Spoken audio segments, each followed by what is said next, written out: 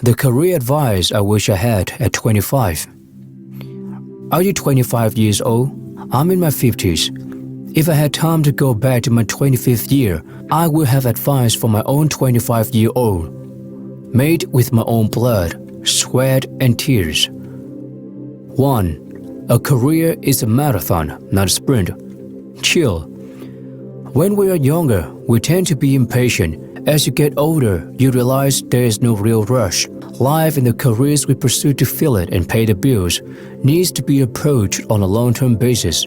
If you sprint, you will wear out or start to resent work that you previously enjoyed. Allow yourself time to breathe and grow. Things will come if you work hard and allow yourself time to get good at things. Always rushing only leaves you empty and tired. It is fine to give yourself permission to take some time in the slow lane with the hard people.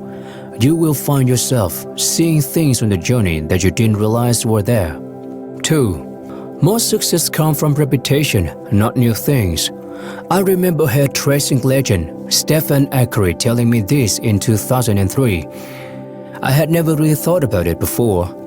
A few years later, Malcolm Gladwell's brilliant book Outliers was published, promoting the idea that you needed to spend 10,000 hours or something to become truly expert at it.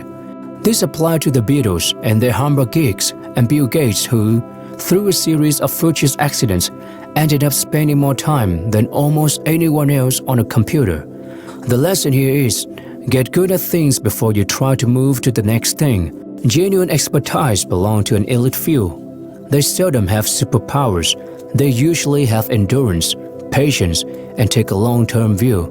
They also love what they do. If you find that, don't let it go. 3. If work was really so great, all the rich people would have the jobs. It is well established that almost nobody laments on the deathbed that they didn't spend enough time at the office. This seems obvious. Yes, they will let contrast circumstances and fairly trivial issues keep us from important events like school sport days and kids getting badges for picking up rubbish. I wish somebody had schooled me about these priorities at 25. I can remember every sport day and certificate presentation I missed.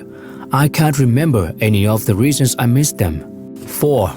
Deprioritize your career when your kids are young. If you have skills, commitment, and passion, careers tend to take care of themselves. Over the long haul, it really doesn't matter if you have a few years when your career is in the canter mode while you prioritize young children. This should apply to men and women. I was watching some video of my kids when they were little last week, and I realized, again, that the little people in that video don't exist in that form anymore. They have grown into pride-worthy adults, but the tiny people with wonder in their eyes were just passing through. If you miss that time meeting deadlines and finishing reports, you never get it back.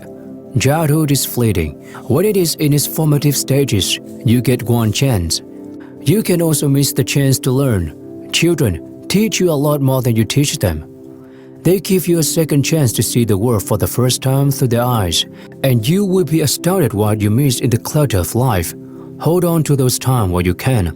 As the nun sang in The Sound of Music, you can keep a wave upon the sand, and you look kinda ridiculous trying. 5.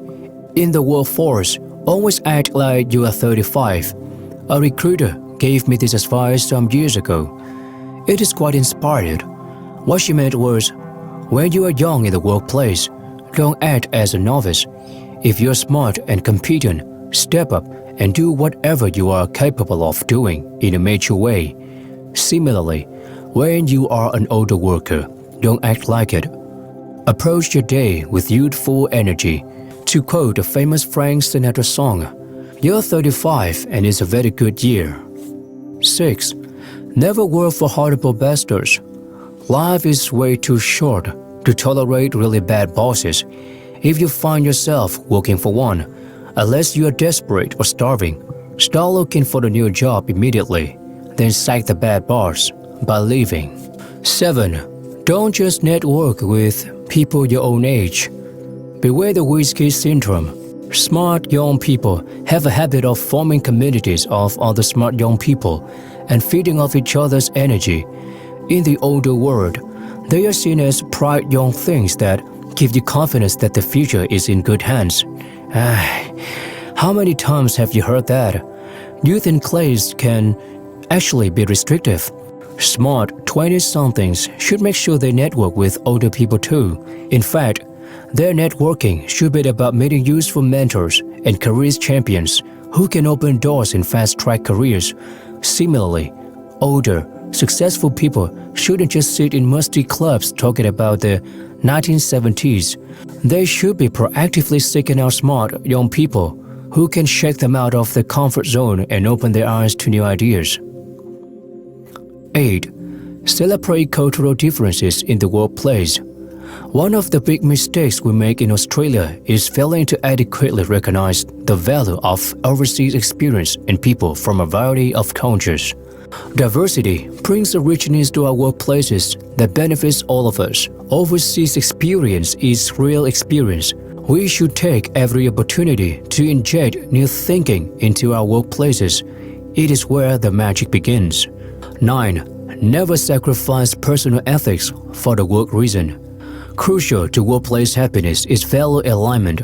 If you work somewhere that compromises your personal ethics and values, get out of there as quickly as you can. Good people will be unnerved by things that don't feel right. If it doesn't feel right, it probably isn't. Bad things only manifest when good people don't take a stand. 10. Recognize that failure is learning. As bizarre as it might sound, failing is not failure. Researchers recognize that failure is just a part of the process to eliminate unsuccessful options. To misquote Woody from Toy Story, when we make a few mistakes, we are not failing, just failing with style.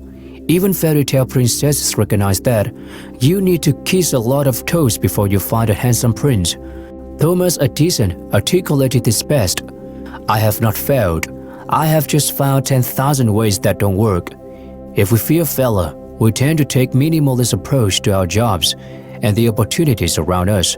Sometimes, failing spectacularly is the best evidence that we are alive, human, and serious about aspiring to the extraordinary.